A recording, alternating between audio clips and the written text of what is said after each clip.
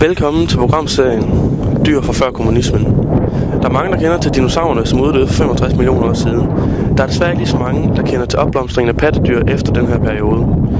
I dag kigger vi nærmere på den periode og på det amerikanske kontinent.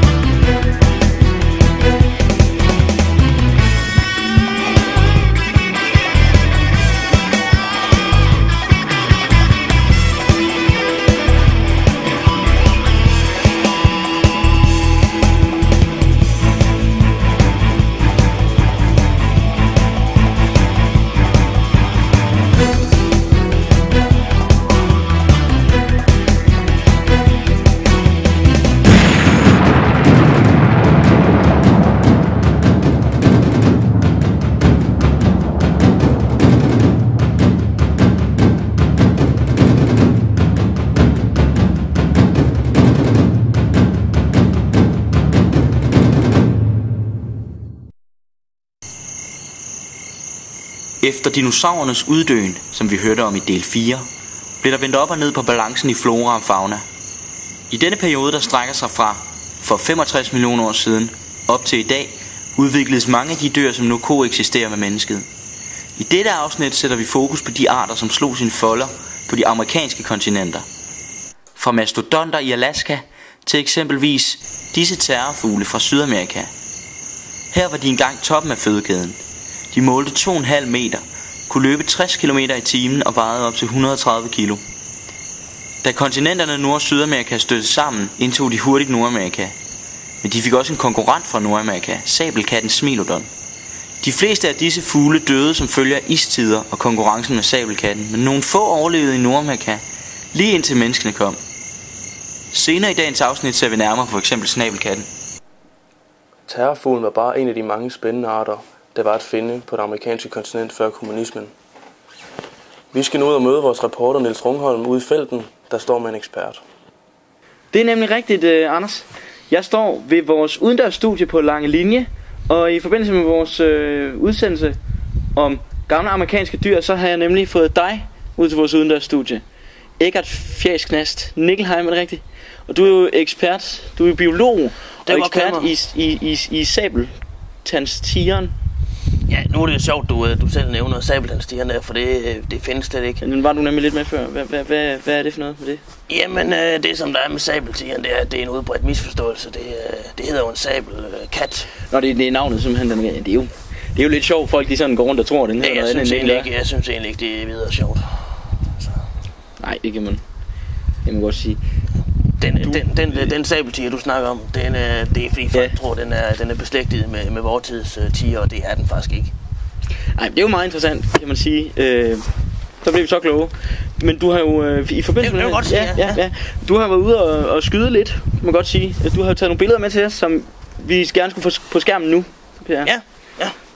Hvad er det så vi ser her? Det er Smilodon.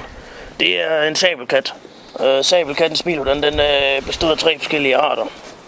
Arternes navn, det var Gracilis populator og Fatalis. Den første, jeg nævnte, Gracilis, det var den mest primitive sabelkat af de 3 underarter, vi snakker om her. Og det har noget at gøre med, at den havde korte hjørnetænder, så var den kropsligt lettere bygget end de 2 senere underarter, populator og Fatalis. Er det så den, vi ser her? Nej, det er Fatalis, vi ser her. Det er den mest kendte sabelkat. Okay. Og den er fundet i stort antal i omkring Los Angeles i det vestlige Nordamerika. Og det var altså en sabelkat, der var massiv af bygning og havde særdeles lange, kraftige forben. Ja, det kan man jo tydeligt se her. Ja, det kan man tydeligt se her. Og du kan også se den hyæneagtige positur, den har i kampform. Ja, her hvor den nu, det ser godt nok ud som om den er ude på ballade her, hvis man må sige det. Ja, sådan. Den får nok et par på hovedet i modtagelse for den der. Fatalis, den var udbredt over det meste af det sydlige Nordamerika. Og den grænser faktisk helt ned til Peru i Sydamerika. Man kan sige populator. Det er så den anden vi har. Det er jo den mest ekstreme af de 3 arter. Det må vi ingen billeder af, eller hvad? Er det ikke fatalis, vi... Ja. Det er stadigvæk fatalis, vi ser på her. Men populatorens hjørnetænder, de var 25 cm lange fra spids til rod, og så stak de 15 cm ud af munden. Den var utrolig massiv, og den havde en skulderhøjde på næsten 1,5 meter. Og så havde den en vægt, der lige runder de 400 kilo.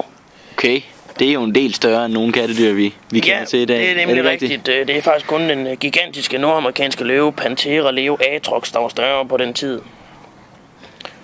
Populator, den var udbredt over det meste af det østlige Sydamerika, men der var de bedste fund gjort i Argentina, i Sydamerika.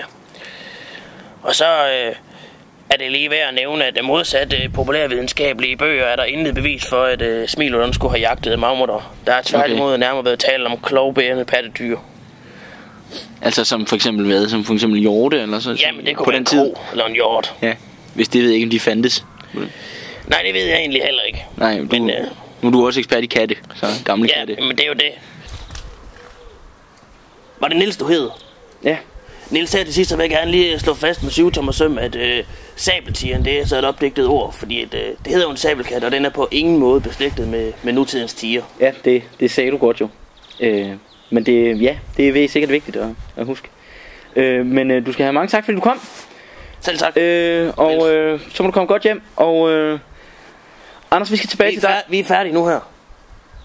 Ja, vi er færdige nu. Ja, okay. Tak fordi du kom. Og vi skal tilbage til dig, Anders. Tilbage i studiet.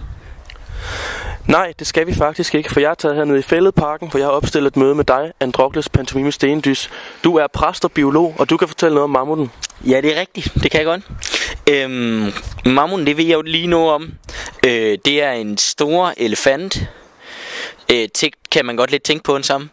Og den har meget pels. Og folk tænker lige umiddelbart, mammut, er det ikke en, der lever der, hvor at det er rigtig koldt? Spørger de mig så om tit. Kan du sige noget mere specifikt end... Nå, men det var lige sjovt noget, jeg vidste. Fordi så siger de lige... Lever den ikke lige der, hvor der er koldt? Og så siger jeg, jo, det er rigtigt nok. Og så siger de, handler det her program ikke lige om dyr i Amerika? Er det ikke lige, der er varm og hula og drinks og sådan noget?